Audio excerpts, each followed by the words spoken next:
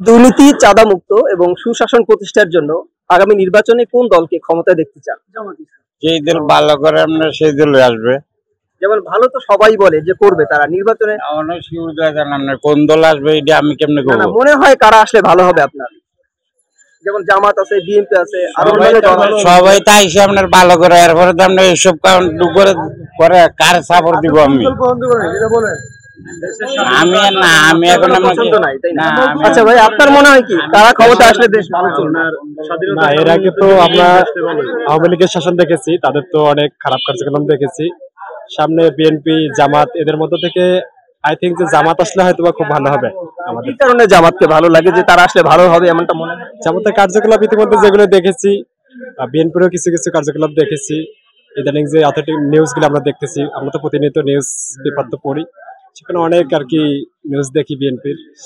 ঠিক ওইভাবে জামাতের খুব বেশি দেখতেছি না। এদিক থেকে আর কি মনে হচ্ছে। জামাতের নেগেটিভটা কম দেখছেন, সেটা বলছি। জি, নেগেটিভিটি। এই জন্য জামাতকে চাচ্ছেন। জি। ঠিক আছে, ধন্যবাদ। আপনার কি মনে হয় কোন দল ক্ষমতা আসলে দেশ ভালো চলবে? আমার মনে হয় দেশের স্বাধীনতা, সার্বভৌমত্ব ওইসব দিক বিবেচনা করলে বিএনপি আসলেই ভালো হবে। এটা দেশের যে বর্তমানে স্বাধীনতা সার্বভৌমত্ব যে সমস্যা হইতেছে, অথবা আপনার দেশে আধিপত্য যে একটা ব্যাপার আছে, ওটা থেকে পরিত্রাণ পাওয়ার জন্য বিএনপি আসলে ভালো হইব। বিএনপির কোন জিনিসটা আপনার ভালো লাগে, যে এই কারণে বিএনপি ক্ষমতা আসবে? ওরা আসলে আপনার প্রবুদ্ধের চোখে চোখ রেখে কথা বলতে পারে, ভারতীয় আধিপত্যের বিরুদ্ধে কথা বলতে পারে।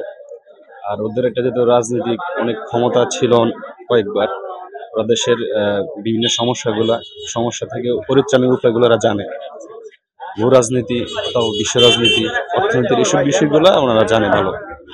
তো আশা করি আমাদের তো এখন রাজনৈতিক কিছু সমস্যা আছে, অর্থনৈতিক সমস্যা আছে, এই জিনিসগুলো হয়তো ওরা আসলে আমরা পরিত্রাণ পাবো, আমরা সেক্ষেত্রে বিএনপিকে সাপোর্ট করছেন? সাপোর্ট করতেছি।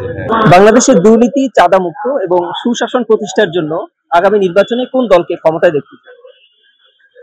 অবশ্যই যারা এদেশের তৃণমূল পর্যায়ের মানুষ, তাদের কথা ভাববে, তাদেরকে অবশ্যই না।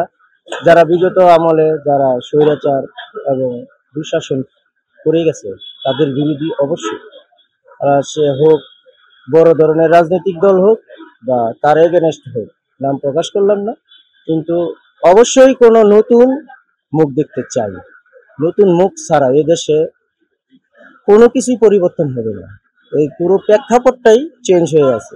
এই পুরো প্রেক্ষাপটটা চেঞ্জ করতে হলে এই নতুন কোনো কিছু দরকার। নতুন আচ্ছা, নতুন মুখ বলতে যেমন যারা ক্ষমতা আসে না, জামাত ইসলামী, ছাত্রদের নতুন দল গঠন হয়েছে, হতে পারে তাদের মধ্যে এরকমটাই তো আশা হতে, সম্ভব। এরকম বলা তো তাদের directly উপরে ভরসা করছেন তারা আসলে দেশ ভালো চলবে? এখন যেহেতু তাদের কাছে নিরুপায় হয়েছে, তারা তো তাদেরকে একটা সুযোগ দেওয়া যেতেই পারে, সুযোগ দিয়ে দেখতেই পারে, এবং সেই জনমলে এবং ওইরকম আকাঙ্ক্ষা তৈরি করতে হবে তাদের।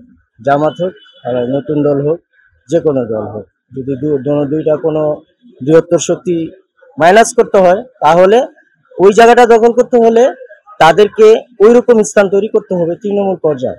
যে কোনো জায়গা আপনার একেবারে প্রত্যন্ত অঞ্চল থেকে যদি ওই জায়গা তৈরি করতে পারে, ইনশাল্লাহ ওইরকম ফিডব্যাক দিতে পারে, ইনশাল্লাহ এরকম হবে।